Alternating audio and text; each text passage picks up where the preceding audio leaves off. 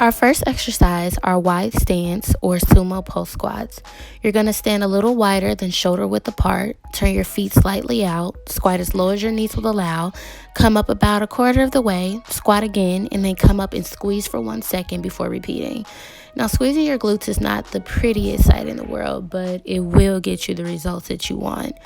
You want to keep your chest upright and your back straight while squatting, and sit back into the squat to avoid arching your back and poking your butt out, because this will cause you back pain.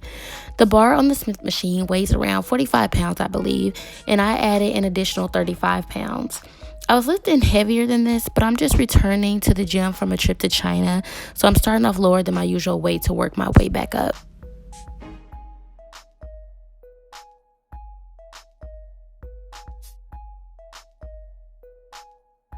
Here's a quick tip. When choosing your weight, pick something that feels challenging but not overbearing. You should always feel in control of the weight. If you're lifting something and it's causing you to compromise form, it's too heavy and you should decrease your weights immediately. For a beginner using the Smith machine, I recommend starting off with no weight to test how well your body handles the bar by itself. If it's too light, add 2.5 pounds or 5 pounds until you find something you feel is challenging to you but not overbearingly heavy.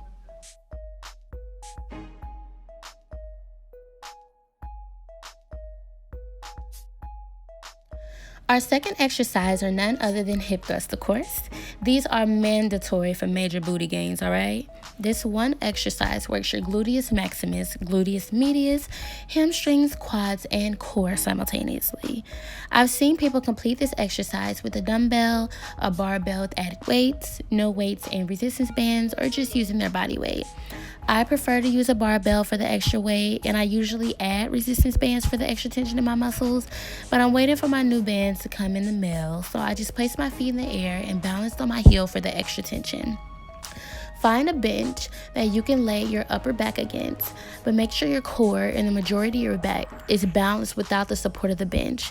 Place the weight on the top of your thighs, lower your body slowly, then fire up skywards, squeezing your glutes. Hold this position for 1 second before you lower your body again and repeating. Okay, here is my second tip. You should never breeze through a set of these. You should never breeze through any set of any exercise you're doing. Actually, you should always feel challenged with every rep, and you should typically max out between 6 to 12 reps depending on the weight. If you're able to do more than this, the weight is likely not heavy enough and you should increase. Remember that if you're not challenging yourself, you will not see the gains that you desire. Our third exercise are deadlifts, possibly my favorite glute isolation exercise, right next to hip thrusts and good mornings. They're super easy to do, but people commonly make mistakes. Before doing this exercise, find a mirror in your gym, stand up tall, bend your knees slightly, slowly bend over at your hips without moving your back, and then come back up straight. You do not want to round or arch your back because it will hurt. You will be sore. You're going to have to bathe in Epsom salt for 2 days like me when I first started doing these. Now, when completing the actual exercise, you just repeat what you practice in the mirror.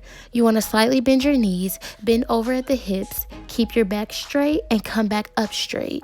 Now, you can complete this exercise using a barbell like me, or using dumbbells, or a kettlebell, or just your body weight with no extra added weight if you choose.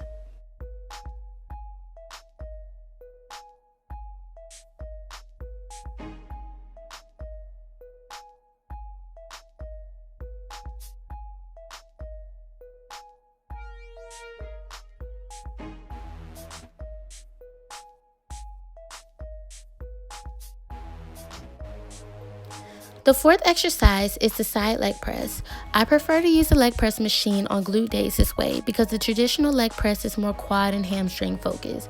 You're still using both muscles while doing the side press, but you feel way more tension in your glutes while doing it this way. This will create a nice perky appearance of your side booty. First, you want to adjust the machine to fit your height and then sit in a comfortable sideways position.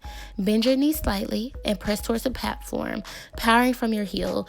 Do not lock your knees. Your knees should always remain bent. If you straighten your leg while doing this exercise, you will hurt your knee.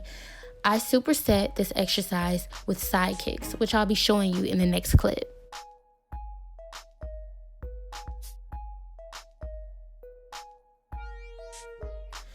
In case you guys don't know, a superset is when you do 2 or more exercises working the same muscle back to back with little to no rest in between.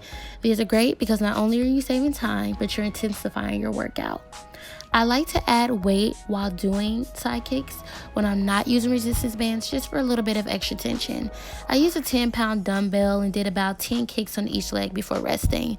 I was moving kind of slow while completing these because I was tired as hell and it was the end of my workout, but I didn't want to compromise form.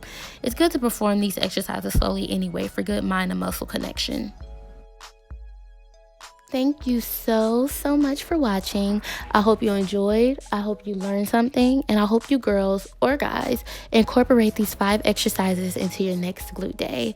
Please subscribe below. And if you choose, you can follow me on Instagram as Sculpted by Ari.